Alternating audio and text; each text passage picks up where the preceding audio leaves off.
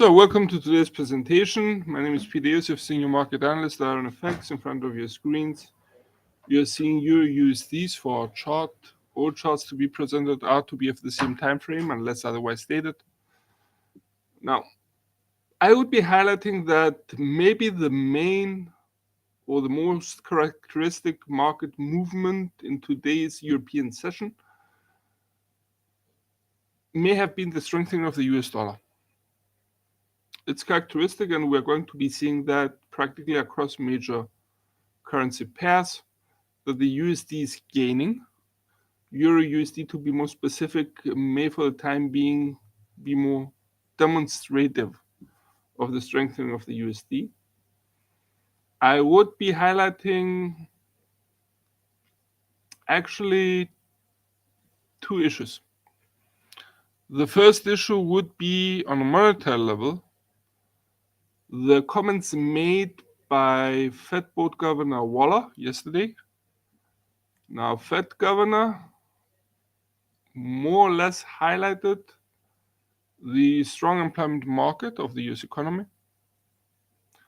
He also noted that there is slow progress regarding the easing of inflationary pressures within the US economy, and overall showed that there is a resilience and that the US economy is growing. All of that tended to lead him more or less to favor slower or even less rate cuts in the current year. The comment as such tended to lean, if not be tilted clearly towards the hawkish side. And thus, on a macroeconomic level, I would expect the US dollar to remain supported. The second issue I would be highlighting would be the release of the US GDP rate, quote unquote, on an annualized basis for quarter four last year. The big question mark is whether the rate will accelerate if compared to the previous two releases, which were at around 3.3 to 3.2%. It should be noted that if compared to the quarter three release, it's considerably lower. But some slowdown of growth should be expected, and actually 3.3% is not a bad rate. It's actually pretty healthy considering the tight financial environment of the US economy. So should there be a confirmation or even an improvement in regards to the GDP rate if compared to the preliminary release, implying that the situation may not be as bad as initially expected, that could provide some support for the USD ahead. Or at least it would serve as a confirmation of the resilience of the US economy. So that could provide some support for the USD. On a technical level, let's move for Euro USD. I would say that we definitely have to change the S1 1.0795. It has to be switched from a support level to a resistance level, given that the price action has moved decisively lower for the time being. Now, some would be highlighting that there is a continuance of the downward motion. I would agree. And the fact that the price action is now marking a lower true tends to highlight the bearish outlook. At the same time, I would be noting that the RSI indicator has hit a floor at the reading of 30, implying a rather strong bearish sentiment among market participants for the pair. At the same time, though, I would also be noting that the price action in the 4-hour chart has breached the lower Bollinger Band. You can see it here with the blue line. Note how the price action has moved below it, which statistically should be forcing the pair to stabilize, hold the bear somewhat, maybe even forcing it to correct a little bit higher in order to re-enter the margins set from the upper and the lower Bollinger Band. So overall, regarding direction, we tend to maintain a bearish outlook. And at the same time, I would be issuing a warning about a possible correction higher of the pair. But we would be treating that as a mere correction, nothing else. Now, the question is how low it can get. Okay, the first support line is definitely the 1.07. You can see how it has provided support here. The second would be the 1.0610, should the S2 be broken. And now we have to go hunting for a new ultimate support line, unlocking the chart. Let's go back. And we have a nice support line here. You can see how it was tested once, twice, 3 times. Okay, that should be pretty valid. I'm keeping it in green at 1.0520. Locking it in. Let's correct the labels as well. Readjusting the chart.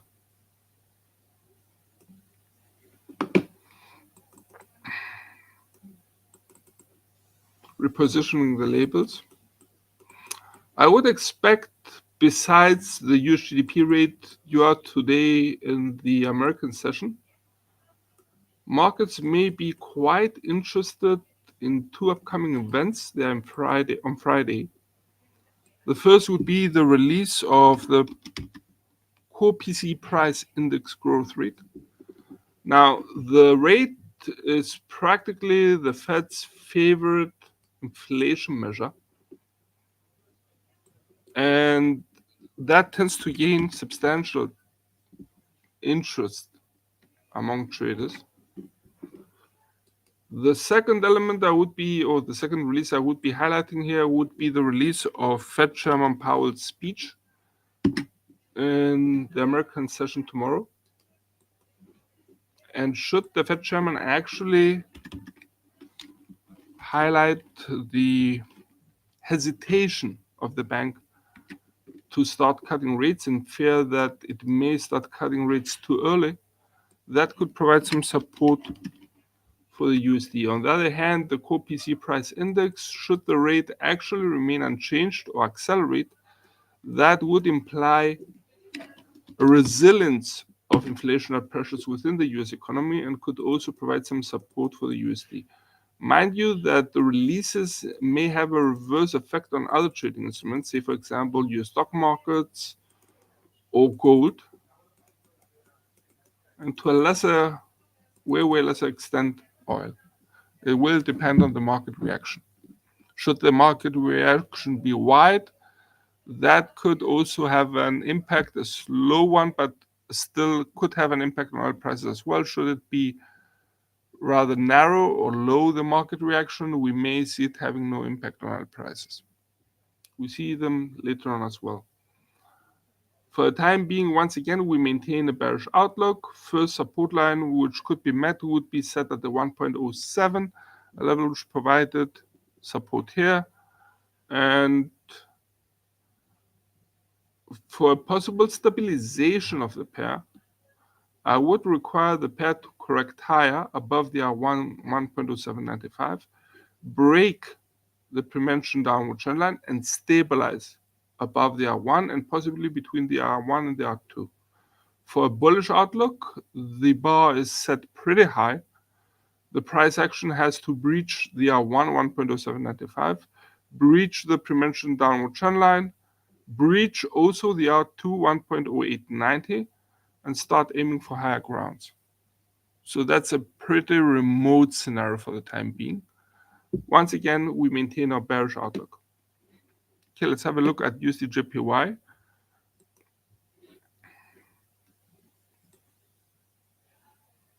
Now, USD/JPY, in contrast to Euro/USD or other major pairs, was practically not affected by USD strengthening, or it was very little affected. You can see a very small green candlestick right here, but nothing material. Overall, the sideways motion, it's a very tight range-bound movement of USD/JPY here between the 151.95 and the 150.80 levels is to be maintained.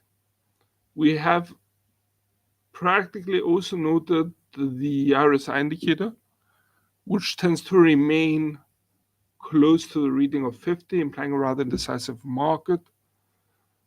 At the same time, note how the Bollinger Bands here have narrowed. It's a very narrow path, which exactly highlights the low volatility characterizing the pair, which in turn could also allow the sideways motion to be maintained. So overall, a bias for a sideways motion remains in place. Now, for a bullish outlook, we would require the pair to rise, breach the R151.95, which is practically a 34-year high, and start aiming for the R253.80. On the flip side, should the bear spin chart, we may see the price action dropping, breaking the S150.80, and start aiming for the S249.20.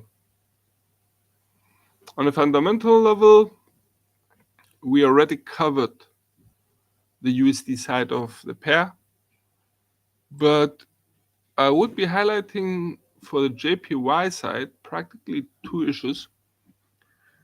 The first issue would be that we had the release during today's early Asian, no, it was in the middle of the Asian session today, of BOJ's Bank of Japan's summary of opinions for the March meeting. The document more or less verified that practically BOJ policymakers are very, very hesitant to proceed with more rate hikes. So most probably we will be seeing a slow and long path towards normalization of the bank's ultra-loose monetary policy. That should, under normal circumstances, weigh on JPY and allow USD-JPY to rise higher. It didn't. And we're highlighting as the main reason, or we're citing as the main reason for the inactivity of the pair, the fact that Japan's finance minister, Mr. Suzuki, had issued a warning yesterday during the Asian session that the Japanese government will not hesitate to practically take decisive steps, implying a possible market intervention to support JPY. So more or less the market seems to remain in check under the threat of a possible market intervention by the Japanese government. And I think that countered any weighing of the monetary policy event release early today and kept this sideways motion of the pair. Okay, the second issue I would be noting would be the release of Tokyo CPI rates tomorrow. They're from March. And I wouldn't be surprised to see a possible acceleration. The importance of Tokyo CPI rates relies practically on the density of the population of the megacity and could serve as a precursor about inflationary pressures nationwide in Japan as a whole. So should we see an acceleration of Tokyo CPI rates, that could be a prelude for an acceleration of Japan's nationwide CPI rates and could enhance market expectations for more rate hikes to come from BOJ, thus supporting the Japanese yen. It's going to be an interesting release. Macroeconomically, though, we have to note that JPY traders tend to fail to be impressed. But on a macroeconomic level, it would be a very, very interesting release. Okay, let's have a look at cable.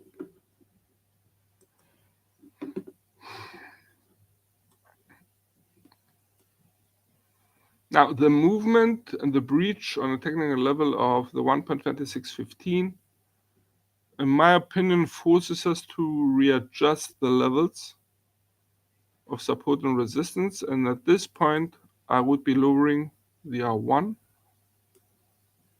and the S1.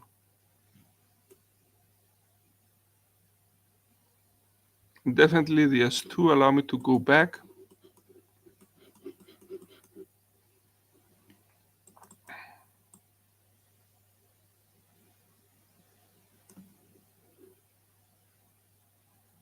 Okay.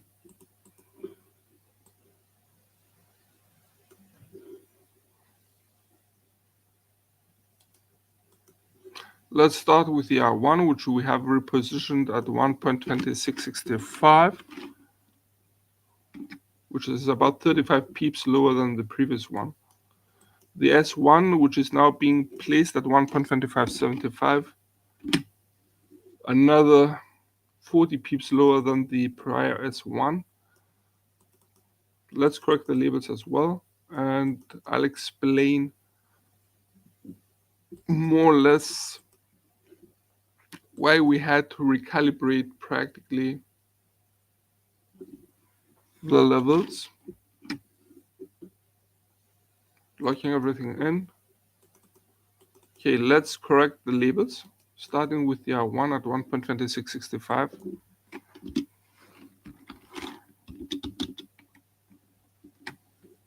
The S1 at 1.2575. The S2 at 1.2475. The S3 remains. So we're talking about a distance of 100 pips between the S3 to the S2 and from the S2 to the S1. That tends to narrow between the S1 and to the R1. We're talking about only 90 pips. And then we have 110 to the R2 and another 115 to the R3. The R3, which is practically based on this peak here. Now, the main reason we have recalibrated the resistance support lines is the fact that the price action of the past, I would say, 3 days, since the 25th of March, actually, let me check that. Actually, since the 21st of March, has created a new corridor within which the sideways motion is being maintained here.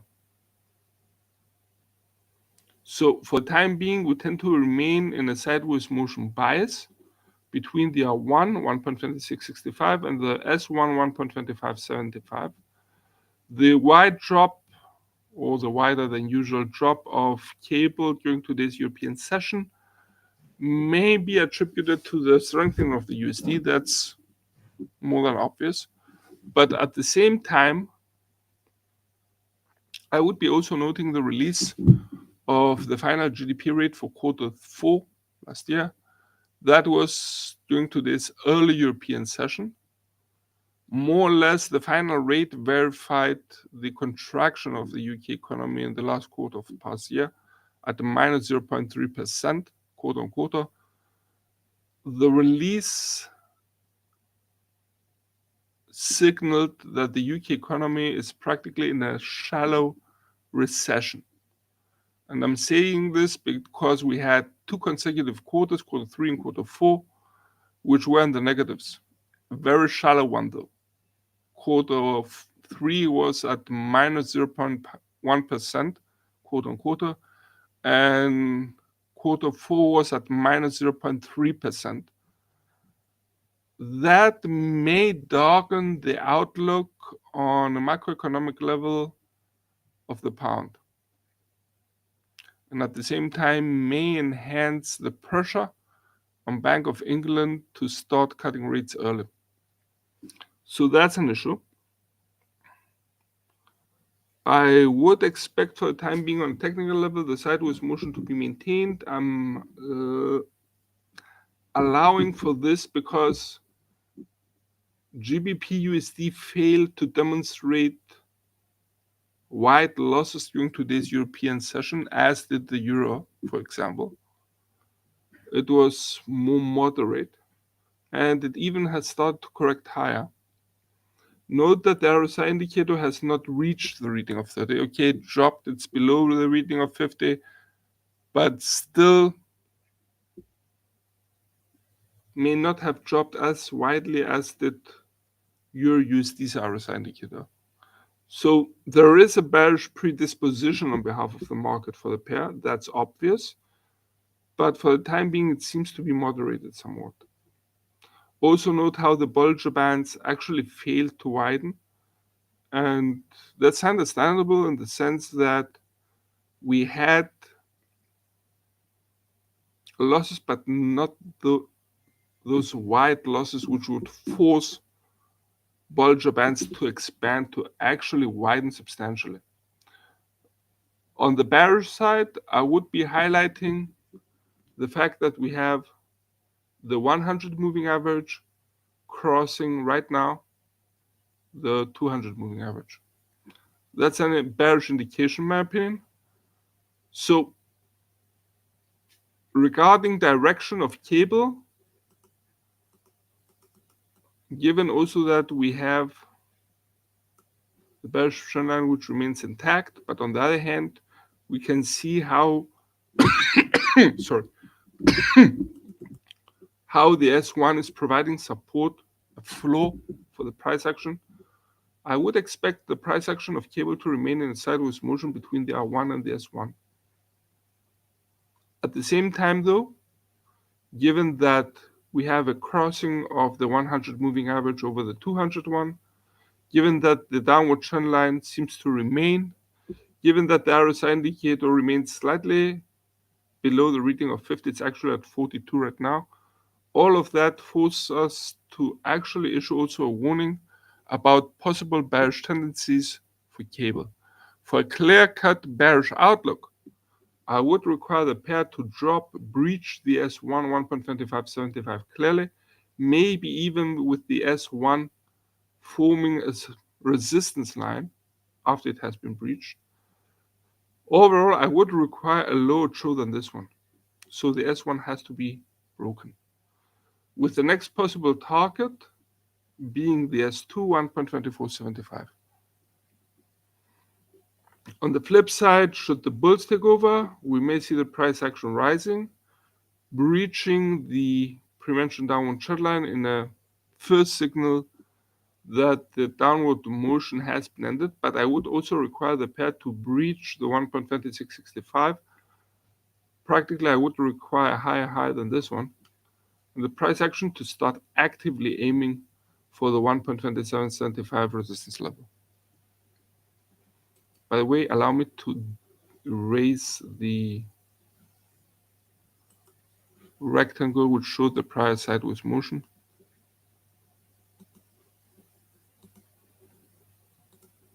There you go. Good. Let's have a look now at USD CAD.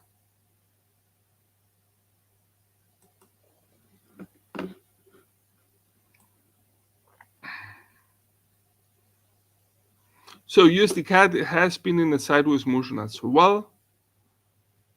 More or less, I would be highlighting here that there was a rise of the pair due to the strengthening of the USD, yet it has hit the ceiling once again. You can see it once, twice, three times at the 1.3615, practically strengthening the notion of the resistance level being present at the R1. At the same time, we note that despite the RSI indicator rising at some point, escaping the orbit of the reading of 50, it now corrects lower. It's at 55, which, okay, shows us some bullish predisposition, once again, due to the strengthening of the USD. On the other hand, the Bollinger Bands remain rather narrow. Once again, I would be citing here that there may be lower volatility, thus implying that the sideways motion may be continued. For a bullish outlook, I would require the pair to breach the R1 1.3615 and start aiming for the R2 1.3695. Allow me to go back a little bit. I would like to have a look where actually the R2 is resting. We haven't checked that in a while now. Okay. Used to be a support line, but also provided some resistance here. So that's pretty valid. But for the resistance purposes, we could widen it a little bit and place it here at 1.3710.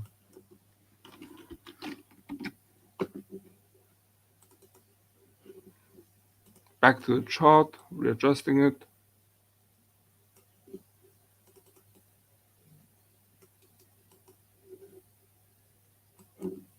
Correcting the label of the R2. Now for a bearish outlook, seems to be pretty far off. I would require the pair to drop, breach the S1 1.3505.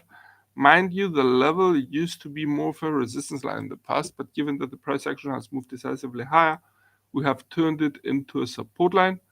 Lower than that, we note the S2 1.3435, a level which provides support here, was aimed for here, but also here.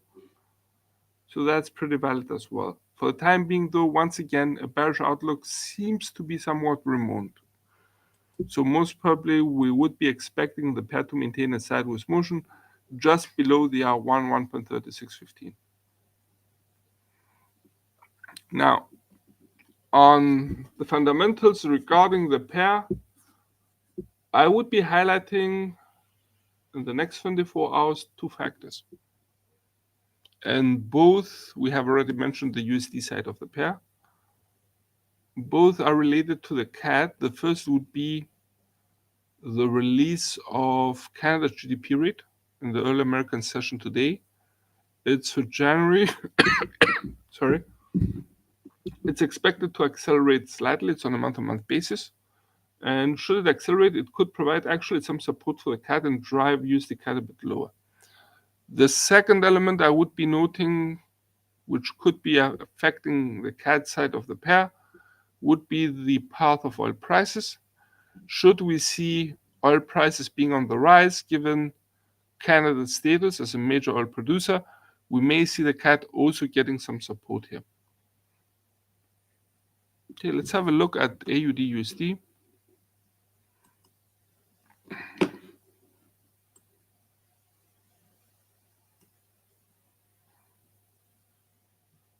It's an interesting movement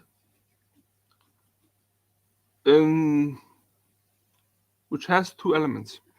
There's an intense downward motion, which was evident during today's early European session in AUD USD. The first is that it has escaped the boundaries of its past sideways motion. On the other hand, though, it has failed to even reach the S1 0.6475. The RSI indicator has dropped considerably, but it's correcting higher right now. It's at 35. So given also that the price action has breached the low Bollinger Band, I would expect the price action to correct a bit higher as well. Yet, for a clear-cut bearish outlook, I would require the pair to breach the S1 6475, a level which provides support here clearly. So should the S1 be broken and the pair starts aiming for the 0.64, which is 75 pips lower, that would allow us to switch our current sideways movement bias in favor of a bearish outlook. For a bullish outlook, once again, I would require the pair to breach the R1 0.6535 and actively aim, if not even breach the R2 0.6595. Breaching the R1 is not enough for a bullish outlook, in my opinion. I would require a higher, more intense upward movement. Okay, let's have a look at US stock markets. Let's move out of the FX market. We already had the 6 major pairs.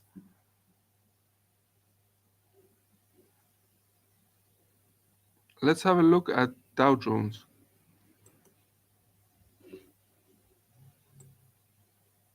Now this is the daily chart.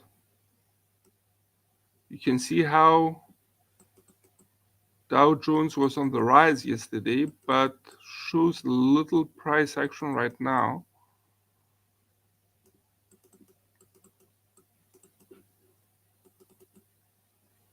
It's as if the pair has difficulty forming a new higher high, which would be also a record high, and is constantly hitting and ceiling at the R140,000. It's a very round figure for targeting. Now, we are in the daily chart. Allow me to drill into the 1-hour chart. I would like to see practically when the rise of yesterday began. Was it throughout the day? Did it start after the American session started? And more detail is required at this moment. So I'm drilling out to the 1 hour chart from the daily one. And I'm going to be widening the chart substantially. So we can see that the first intense bullish tensions were here. That was as the US market had started. Especially here it was at the end of it. And note how the close was substantially higher and then stabilized. Okay. It's going to be interesting to see, back to the daily chart, how your stock markets will also be reacting to the strengthening of the US dollar. Now, should the bulls regain control over the index, I wouldn't be surprised to see the price action breaching the 40,000 resistance line and marking a new record high, aiming for the 41,000. For the time being, I would be noting here that we have an upward trend line guiding it.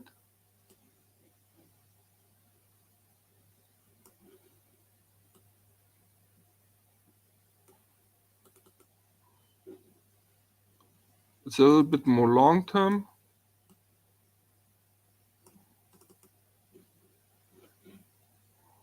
You can see how the pair is forming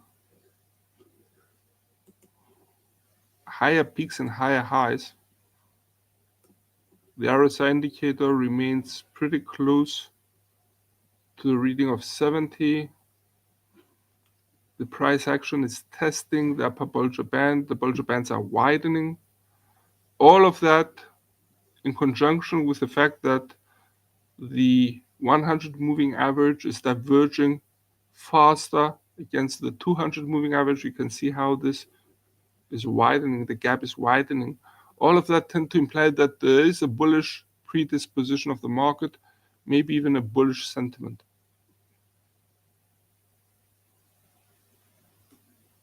On the other hand, though, the fact that the price action has hit on the upper Bollinger Band may force Dow Jones to correct a little bit lower today.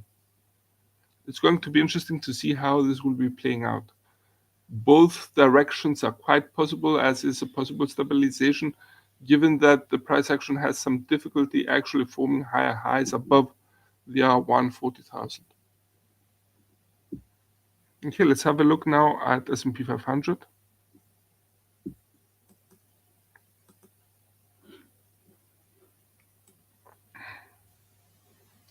The index is flirting with the 50, 250, and we are in the daily chart. I would require more detail here, so I'm entering the 1 hour chart, widening it. Now, what the 1 hour chart is telling us, and it's telling us quite clearly, is that we have miscalculated the R1. It should be a tad bit higher to match this peak here. And this now makes sense.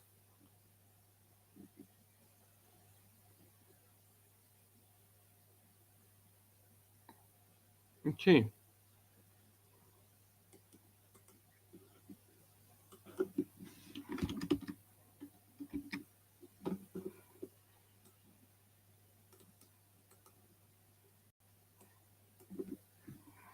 I would say at 52.65. Yeah, that's better.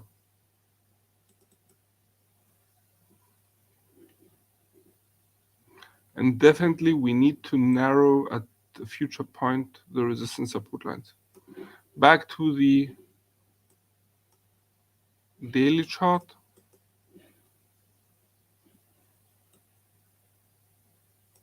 Let's correct also the label.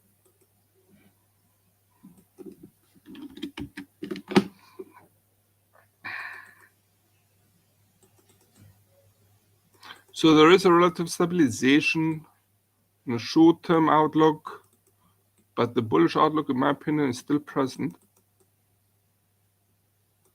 You can see the upward channel which is guiding it. It's very intense. So for the time being, I'm intending to maintain a bullish outlook and expect the price action to breach the R1 5,265 and start aiming for the 5,400 possibly, where we'll be talking about a new record high. The RSI indicator remains pretty high, near the reading of 70. It's all pointing upwards. Okay, let's have also a quick glance at WTI. Okay, we have a clear-cut sideways motion, no major fluctuation, no seems to be some predisposition for a bullish outlook, maybe with the exception of the RSI indicator, which tends to imply that the bullish sentiment is on the rise here. But that's understandable given the rise of the price action. I would require the pair to breach the R183.10, which formed a peak here, and start aiming for the R285.40 before actually switching my bias for the sideways motion to continue in favor of a bullish outlook. A small look also at gold. Okay, this is the daily chart of gold. We have some nice bullish predisposition, which tends to imply further rise, yet I would require the pair to breach the R1 2222 before switching my sideways movement bias in favor of a bullish outlook. But note how the RSI indicator has breached above the reading of 70. There are 1, 2, 3, 4 clear-cut bullish candlesticks in a row. All of that tends to imply that we may see a bullish movement widening, possibly above the R1. That would be a new record high for the precious metal. So that should sum it up for the day. From all of us here at IronFX, we hope that this report was useful. Mind you that we are entering a holiday period. It's the Catholic Easter, and we have a number of major European and North American markets being closed. I would be highlighting the US, the UK, Germany, France, Canada. We have also Australia, New Zealand. All of these markets will be closed. Tomorrow, the FX market is still open. But given that you have also on Monday a public holiday for these countries, you may see thin trading conditions emerging in the market, and that could have ripple effects in the FX market as well. So be on your guard, keep your stop losses in place, and overall, should you find exposure or have open trades at that period, be on your watch. We hope that you found this report useful, and from all of us here at IronFX, best wishes for solid trading.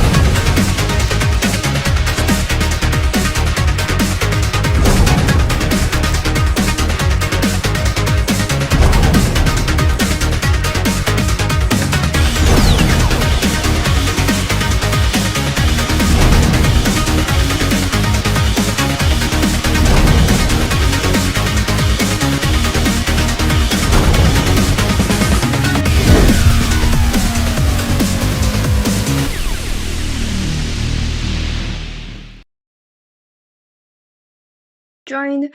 We're going to be talking about how you can set up your trading journal, and a couple of important pointers as well. So before we get started, as per usual, a risk warning: our products are traded on margin and carry a high level of risk, and it is possible to lose all your capital. These products may not be suited for everyone, and you should ensure that you understand the risk involved. A disclaimer: the information in this webinar should not be considered investment advice or an investment recommendation, but instead educational material only. This material is just the personal opinion of the author, and the client's investment objectives and risk tolerance have not been considered. Redistribution. IronFX is not responsible for any loss arising from any information contained herein, and redistribution of the material is strictly prohibited. So I'm Melanie. I am an investment analyst from Everest Fortune Group, who are finalists for Best FX and Equity Research in the years 2019 to 2021. Okay, so here's our agenda for today. We're going to talk about how you can get the most out of your MyFX book. We're going to talk about optimizing your strategy. So what's the best days, best times, best techniques as well. And also we'll be talking about the best direction. So how exactly you can do a bit of trend trading. Okay, let's get started. So what exactly is a trading journal? So it's basically like a diary, and it's a way for you to track your trading performance by recording all of your trades. So you can start a manual or an Excel sheet, or an automated trade journal. And I'll show you guys some examples in a little bit. So, importance of a trade journal. So before we dive into the specifics, let's quickly touch on why exactly having a trade journal is crucial. So trading journals, as we mentioned earlier, serves as your personal trading diary. So it helps you to track your trades, analyze your performance, and ultimately improve your results over time.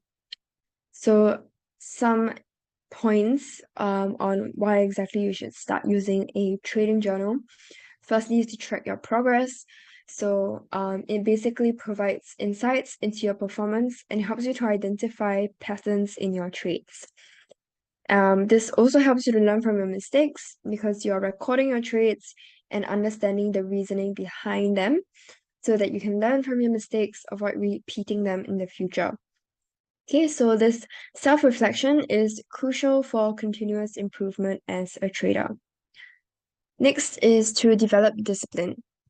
So maintaining a trading journal instills discipline in your trading approach because it encourages you to stick to your trading plan and avoid impulsive decisions by holding yourself accountable for your actions. So I'm sure if any of you guys have ever traded, you will know how difficult it is to really maintain and stick to your trading plan, especially when it's not going according to your plan. Okay, so next, evaluate strategies. So you can identify which strategies are working well and which ones need adjustment or refinement. So this helps you to basically evaluate the effectiveness of your trading strategies. Manage emotions. So emotions can significantly impact trading decisions. So as I mentioned earlier, when a trade doesn't go according to your plan, having a trading journal basically helps you to manage those impulsive emotions by providing a structured way to review your trades in an objective manner so that it reduces the influence of fear or greed on your trading decisions. So this also helps you to set realistic goals and track your goals so that you can stay focused and motivated. Improve decision making. We kind of talked about this already. Enhance accountability. So when you're keeping a trading journal, it encourages transparency and honesty with yourself about your performance, fostering a culture of responsibility in your trading approach. Okay, so let's look at MyFX book. So MyFX book is a powerful tool for tracking, analyzing, and sharing your trading results. So from setting up your account to utilizing advanced features, we'll talk a bit about how to leverage MyFX book to its fullest potential. Okay, so let's start off with what should you monitor in your journal. So typically, a trading journal should include the date and time of your trade, basically the open as well as close, the instrument being traded, so whether it's dollar yen, euro dollar, gold, WTI, position size, yeah, and then direction, whether you're going in for a buy or a sell, entry and exit points, trade result once your position is closed, profit and loss at an absolute level as a percentage of the account size, and your risk and reward. So how can your journal improve your trading? So we briefly talked about this earlier, but basically, since you are able to review your trading activity over various timeframes, so daily, weekly, or monthly, it will allow you to find the right trading style, whether you are a swing trader, position trader, intraday, or scalper, and identify your strengths and weaknesses, improve your risk management, as well as have discipline. Okay, so how do you set up your trading journal? Basically, you first have to choose a format, decide on what categories you're going to be trading, followed by capturing trade details, analyze trade performance, reflect on the emotional factors, review and adapt, and maintain discipline. Okay, so these are some of the skills that you will be developing when you set up your trading journal. Performance analysis, learning and development, emotional awareness, risk management, trade planning and execution, accountability and discipline, and confidence building. Okay, so let's talk about these examples really quickly. Okay, so there are a couple of examples that we've included here about how to create a Forex trading journal. So this example is in Excel. So by using an Excel spreadsheet, this example over here, mm, so all of these are automated. So this one is manual because obviously you have to type in the data yourself, as you can see in this example here.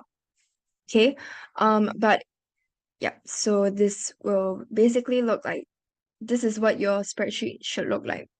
With the initial, maximum, the date, the profit and loss. Yeah. Okay.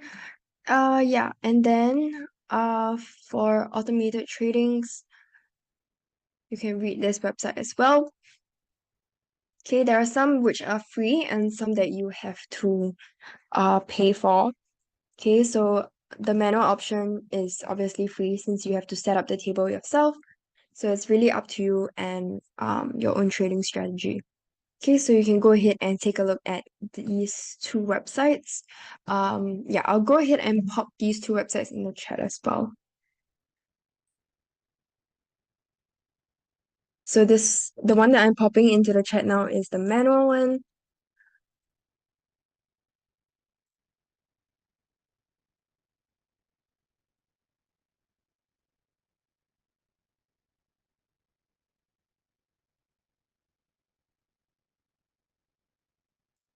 Okay, and then the automated one is over here.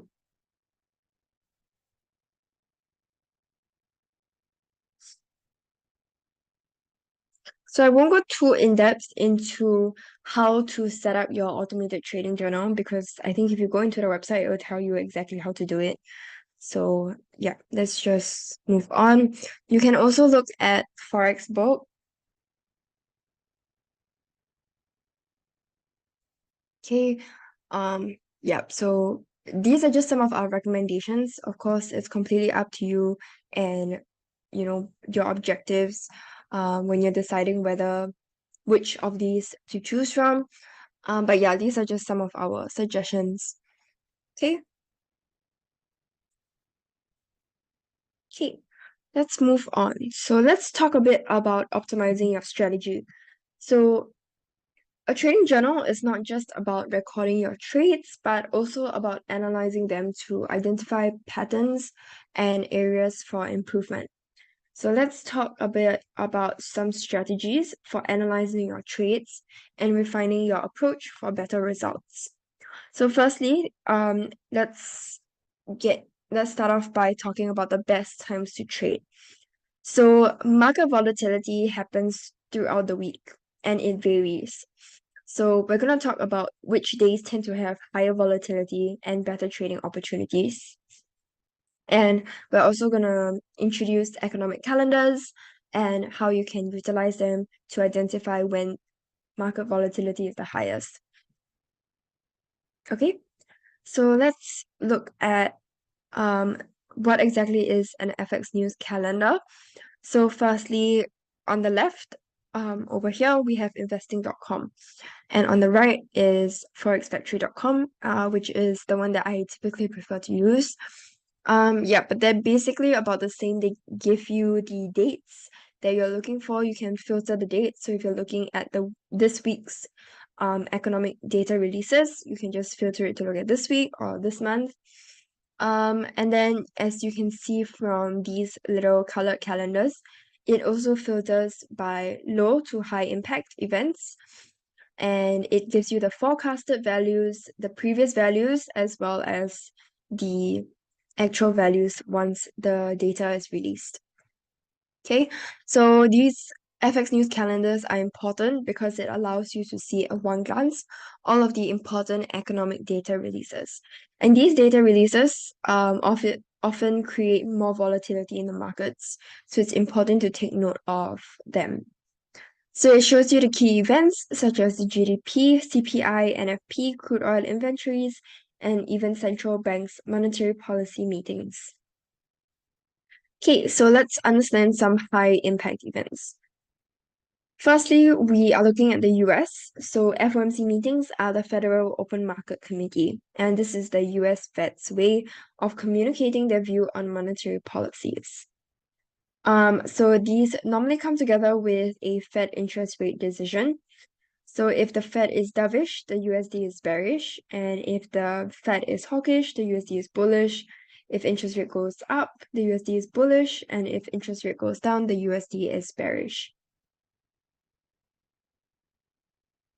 Okay, next we have NFP or non-farm payroll, which measures the change in citizens that are employed from the previous month, excluding the farming industry. Unemployment rate measures the total unemployment of workforce that is seeking active employment from the previous month. Okay, and now crude oil inventory. So these measure the weekly change in the amount of crude held by US firms. So if crude inventories increase, they are inversely related to oil prices, so we can expect oil prices to drop. EIA is Energy Information Admin, and this is a short-term outlook. So it's basically the monthly forecast for the year ahead, the demand and prices across major fuel types. Okay, so some benefits of using the FX calendar. Depending on your individual trading style, it can help to plan trades and allocations for the day, week, or month ahead. And it also helps to alert the individual to upcoming important news events that may affect volatility.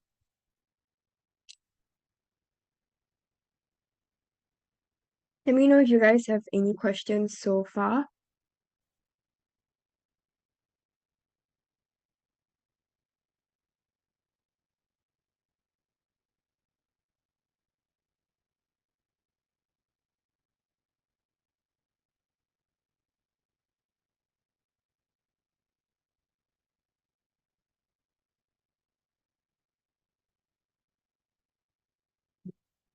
Hey, if there are no questions, let's move on.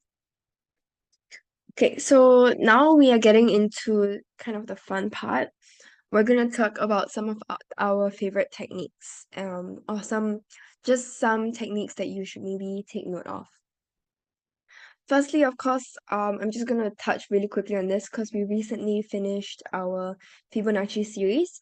So if you missed that, I think It's probably uploaded on YouTube, but if not, you can email IronFX on their website, and they will probably send you the recording or give you the link. Yeah. So I'm just going to briefly talk about the checklist and what things you should look out for. Okay. So for Fibonacci, there are a couple of steps. Firstly, is the market structure clear? So you want to look for big zigzags, and we want to see, a very clear market structure, so a clear up or down. Okay. Yeah. So next, identify the recent trend. So are prices going down or up? So it's important to always follow the general trend. Next is to identify recent major swing lows and recent major swing highs. And lastly, connect the two extreme points from the highest to lowest for a downtrend and the lowest to highest for an uptrend.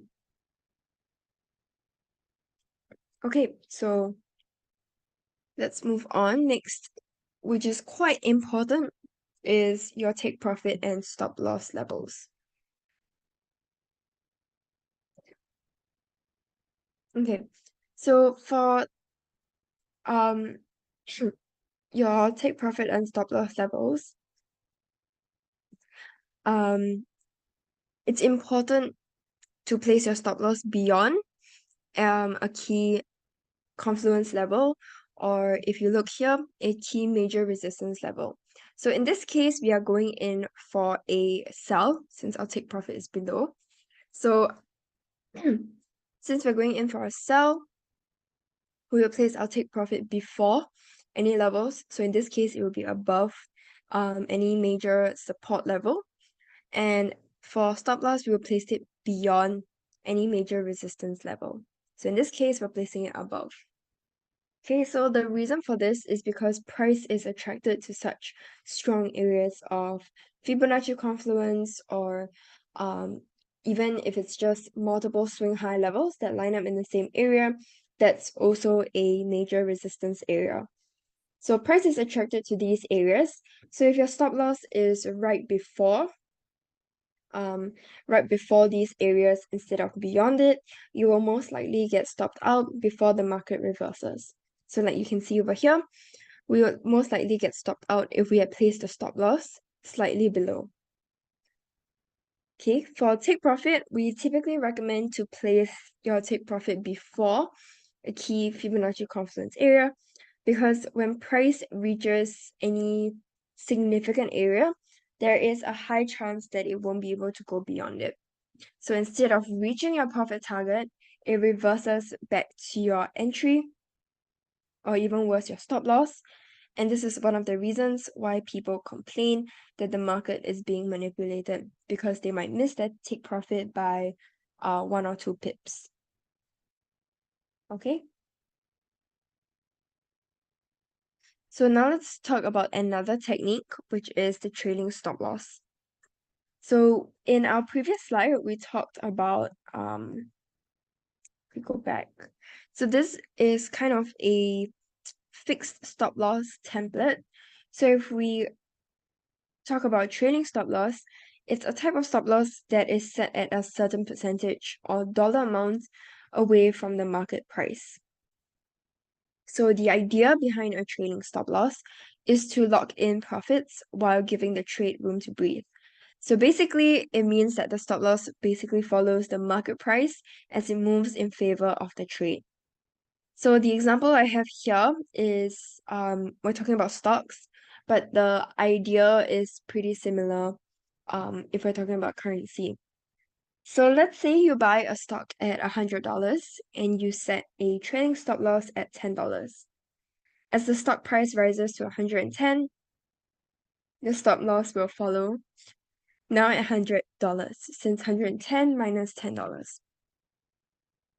So if the stock price drops to $100, your stop loss will trigger, selling your position and protecting your profits. The trailing stop loss technique can be useful for traders because it allows them to manage risk and lock in profits dynamically as the market moves. So this is different from a fixed stop loss, which is set at a specific price and does not change as the market moves. So it's important to note that a strict trading stop loss is not a guarantee that you will exit the trade at the desired price. Market conditions such as gaps or rapid price movements can trigger a stop loss order before it reaches the desired level, leading to an unexpected exit from the trade. Therefore, it's important to use trading stop loss in combination with a solid risk management strategy. Okay, I just realized I didn't show you guys the FX news calendar that we like to use. So let me do that now. Okay, so earlier I talked about Forex Factory being one of the FX news calendars that we like to use. So if you click on the date, so when you go into the page, it looks like this.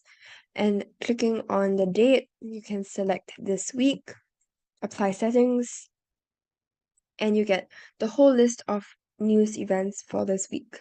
So if you click on this green icon, you can see that I've filtered it to only the high and medium impact events. But you can select all, you can filter out the currencies that you're looking at and the different event types, apply filter. And yeah, you can see once the actual result is released, it will update. But it will also give you the forecasted values, predicted values, forecasted as well as previous values, and the currencies as well as the different times. Okay.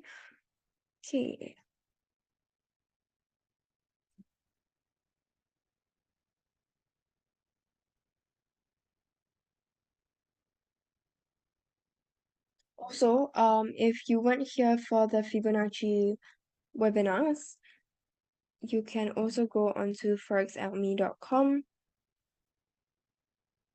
over here.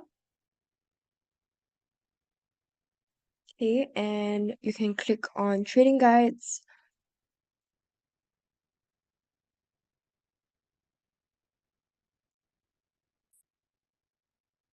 How to draw Fibonacci retracement correctly, and it gives you a pretty in-depth explanation on how to draw Fibonacci's. So we have a couple of videos for you to watch as well. What to look out for, unclear and clear market structures. Yeah, what to look out for, checklist. Yeah. So there are also different techniques for Fibonacci. So we're going, I think in this guide we go through each of them. So we have retracement up above there, as well as the different other Fibonacci techniques. So here we are combining them in order to find Fibonacci confluence levels. Yep, so feel free to go ahead and take a look. Okay, let's get back to my slides.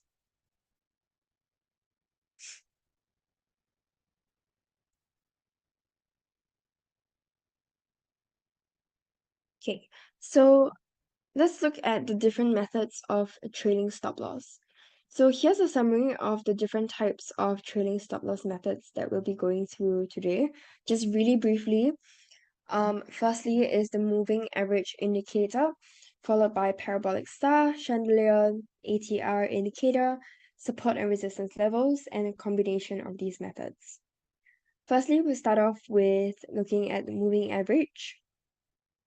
Okay, so you can see that using our MA, the trading stop loss is triggered when price basically breaks out of it and moves above the moving average. So I think that's pretty straightforward. You can see in this example as well that it got us out before price started to increase.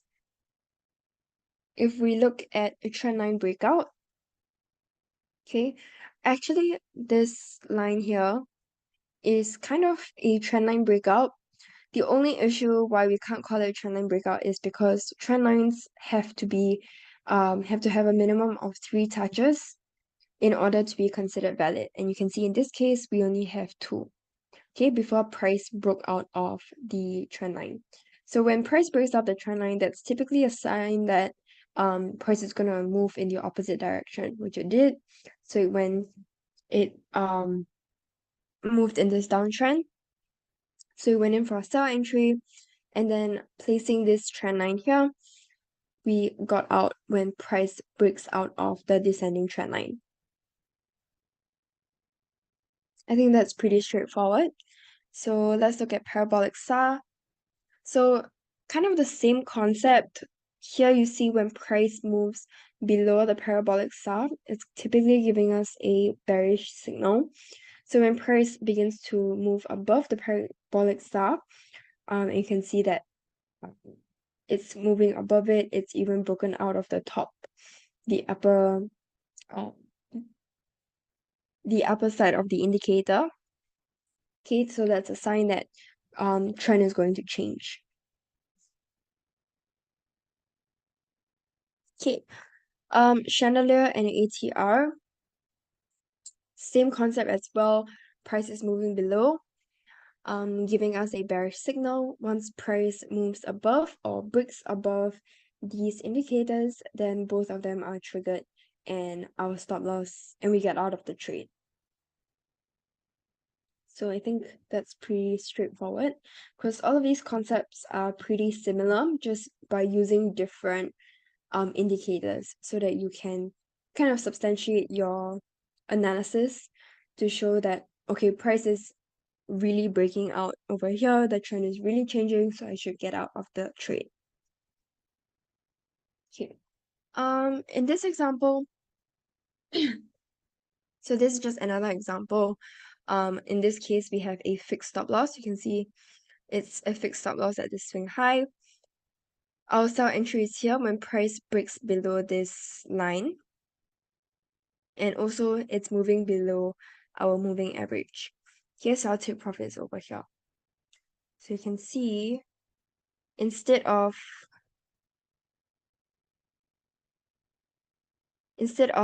just leaving our stop loss here, which you can see is really far away from where price is currently at, by using a trailing stop loss, we can get out of the trade right when price breaks above this level here. Similarly, in this case, price is breaking out of this descending trend line. Stop loss is placed slightly above. Like we mentioned earlier, stop loss should be placed beyond, take profit should be placed before. So we're going in for a sell entry and going towards a take profit over here. Okay. Okay, now let's look at using breakouts as trading stop loss. So breakouts are usually high volatility events and price can spike up and reverse almost as quickly. So a stop loss will help you to manage risk, protect your capital, and a trading stop loss can help you to protect your profit like we've seen in the previous slides. Okay, so let's move on to our next technique. Okay, trend trading.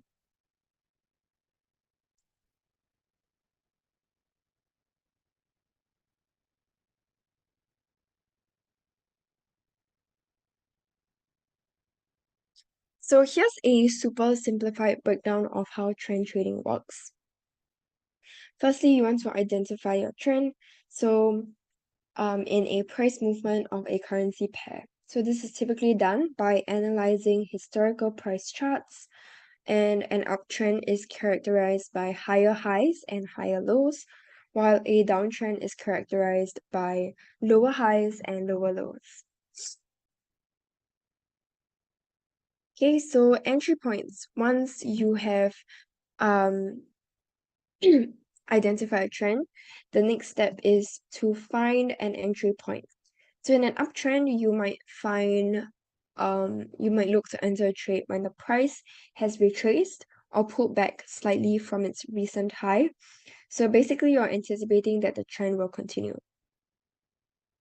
But in a downtrend, you might look for a retracement before the price continues its downward movement. So next we have setting stop loss and take profit levels. So to manage risk, it's crucial to set stop loss and take profit levels. So stop loss is a predetermined price at which your trade will automatically close to limit potential losses if the market moves against you. So a take profit level is where you decide to exit the trade to lock in profits before the trade potentially reverses. Number 4, riding the trend. So once you're in the trade and the trend continues, you aim to stay in the trade as long as the trend remains intact. So basically, in this situation, you would be monitoring the price movement and adjusting your stop loss and take profit levels if needed. Or you might choose to use a trailing stop loss that we just went through as well. Lastly, exiting the trade. So this typically happens when the trend reverses. But yeah, trends don't last forever, so it's important to be vigilant and not get too greedy. And remember to decide to exit your trade and take your profits where possible. Practice analysis. So I think that's pretty self-explanatory, so I won't get into that. Okay.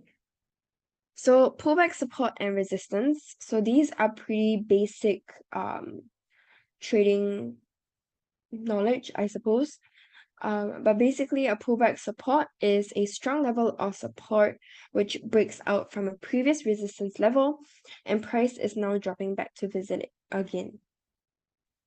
So pro tip is when a pullback support lines up with a Fibonacci level, it tends to be very powerful. Pullback resistance, on the other hand, works well when it breaks a significant swing low and then starts pulling back to it. Even better if there are multiple Fibonacci levels that line up with it.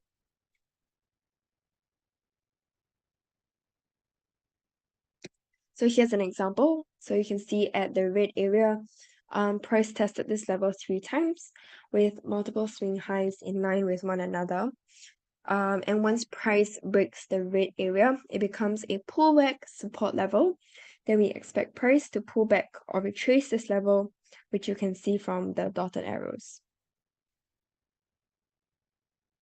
And this is an example of a pullback resistance.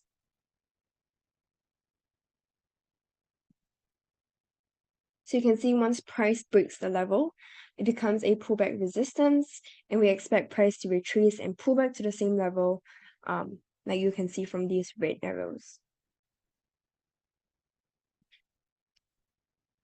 Okay, now pullback resistance. Here we have a swing low, and thus a possible support level. With price passing below the swing low support, it is now a pullback resistance. Okay, so if we see in the next slide, you can see that price actually pulls back to this resistance level. Yeah, and once it reaches and reverses off the pullback resistance level, it then becomes an overlap resistance level. Okay, which we will get into now.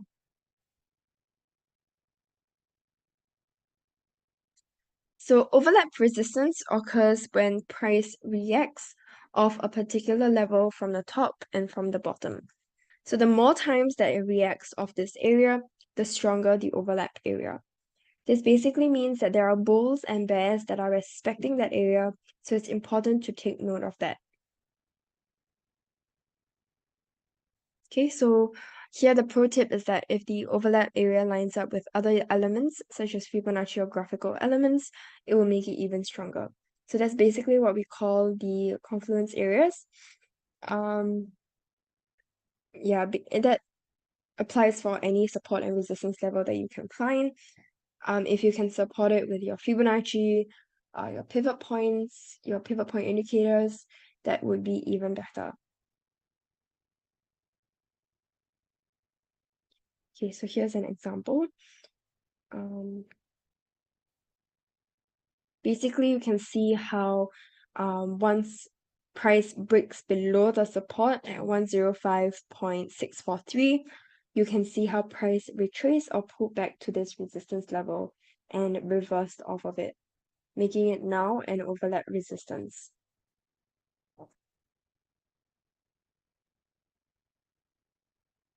Okay, here's another example. So here we have a big swing high resistance level.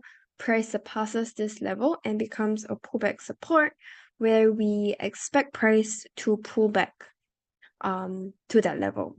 So in the green areas over here, we see price retrace this level and actually bounce off perfectly. So once price bounces off the pullback support, it then becomes an overlap support.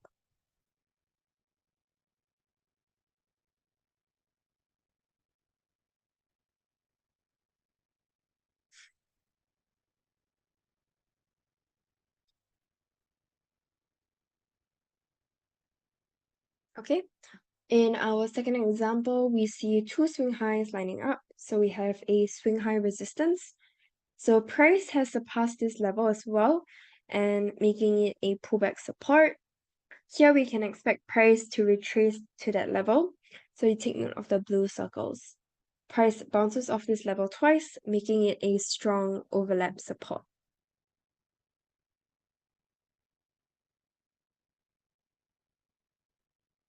Okay. Okay. In this last example, we have multiple swing lows that are in line at the 33420 level. So once price breaks this level, it becomes a pullback resistance.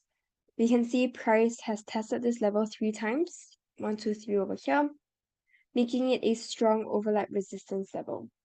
And then once price passes again, then it becomes a pullback support. And once it bounces off that level, it then becomes an overlap support. I think by now you guys have gotten it. So let's move on to our last technique. Okay, so how do you identify a trend? Okay, I briefly talked about this earlier. So how you can identify trends is obviously you can just look at the charts and you tend to be able to identify whether it's ascending or it's moving in a downtrend or whether it is ranging. But if you want to be extra certain, you can try looking for trend lines and trend channels. So what makes a valid trend line is if there are at least 3 significant touches. For an ascending trend line, the touches should be on the bottom and on, yeah, so if it's descending, then the touches should be at the top. So here's another example. Okay, you can see the touches on the bottom and here as well. For descending trend lines, it should be on the top and on the bottom, but same thing, we are looking for at least 3 significant touches. So you can see here, we have about 4, and here we have about 4 as well. Okay, so watch out for at least 3 significant touches for it to be considered a valid trend line, like over here. Okay, and you can see on the 4th touch, price is playing the reaction. Okay, so let me know if you guys think that this trend line is valid or not in the chat.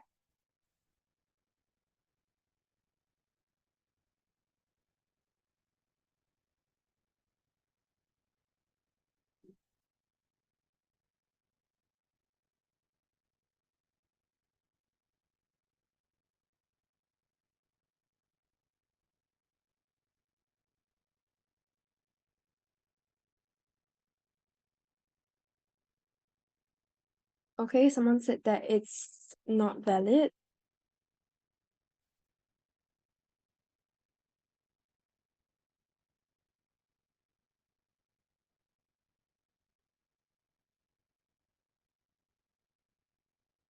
Yep, so it is not valid because we mentioned that if it's a descending trend channel or trend line, the touch has to be on the top and not on the bottom. Okay, so if we look at drawing valid channels, the valid channels are if there are at least 4 significant touches, 2 at the top and 2 at the bottom. Okay. Over here, this is an example of a descending trend channel. So it doesn't have to be consecutive like this or like this, but just as long as there are 2 touches. Okay, now let's look at the different indicators that you can use to identify the trend. Okay, so firstly is Ichimoku cloud. So breaking down the lines, it consists of several components, and it's basically composed of 5 lines or calculations, 2 of which comprise a cloud where the difference between the 2 lines is shaded in. The lines include a 9-period average, a 26-period average, an average of those 2 averages, a 52-period average, and a lagging closing price line. So the cloud is a key part of the indicator. Okay, so let's look at breaking down the lines. So basically, when the price is below the cloud, the trend is bearish, or the signal over here is bearish. When price is above the cloud, the trend is up, or the signal is bullish. Trend signals are strengthened if the cloud is moving in the same direction as the price. So for example, during an uptrend, the top of the cloud is moving upwards, or during a downtrend, the bottom of the cloud is moving down. Okay, so let's break down the different lines. Okay, we have the Tenkan-sen or conversion line, and this is the average of the highest high and the lowest low over the past 9 periods. The Kijun-sen or baseline is the average of the highest high and lowest low over the past 26 periods. Chico's span or lagging span is the current closing price plotted 26 periods behind the current time. And Senko span A, or leading span A, is the average of the Tenkan-sen and Kijun-sen plotted 26 periods ahead of the current time, used as a leading indicator of the trend. Okay, Senko span B, or leading span B, is the average of the highest high and lowest low over the past 52 periods, plotted 26 periods ahead of the current time, used as a leading indicator of the trend. Okay, explaining the lines. So the first way to use Ichimoku is to identify trends. Basically, the Tenkan-sen and the Kijun-sen. Tenkan-sen is the one in blue, Kijun-sen is the one in red. Those are used to identify the trend of the market. So a bullish trend occurs when the Tenkan-sen is above the Kijun-sen, and a bearish trend occurs when the Tenkan-sen is below the Kijun-sen. Okay, you can also use your Ichimoku indicator to determine support and resistance levels.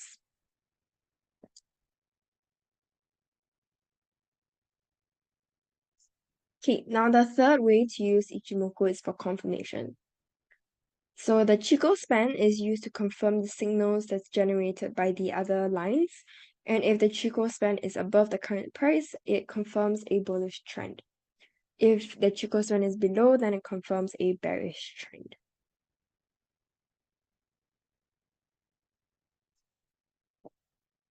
Okay? So Ichimoku generates buy and sell signals based on positions of the various components. So for example, a buy signal is generated when the Tenkan-sen crosses above the Kijun-sen and Senko span. And a sell signal is generated when the Tenkan-sen crosses below the Kijun-sen. Okay, so how can you effectively use this indicator? So basically, the overall trend is up when the price is above the cloud and down when the price is below the cloud. Yep, and trendless or transitioning when the price is within the cloud. Okay, so of course you can also use support and resistance, as we mentioned earlier. So yeah, so you can see when price is moving below the cloud, it is bearish. When price is moving above the cloud, then it's bullish. Within the cloud is typically transitioning. Okay, another way is price and MA cross. So if you're a beginner, this is a great way to identify moving averages of different periods to analyze price movements and generate buy or sell signals. I won't get into it, but yeah, this strategy basically captures trends and works best in trending markets. Next, we have the Golden Death Cross, which is a strategy based on the intersection of two important moving averages on a price chart. Okay, so I'm not going to explain how the indicator works, but basically, when you see a golden cross, it's a bullish signal. When you see a death cross, then it's a bearish signal. Okay, channels as well. Can see when price hits the sides of the channel, that's typically a sign that price is reversing off of the channel.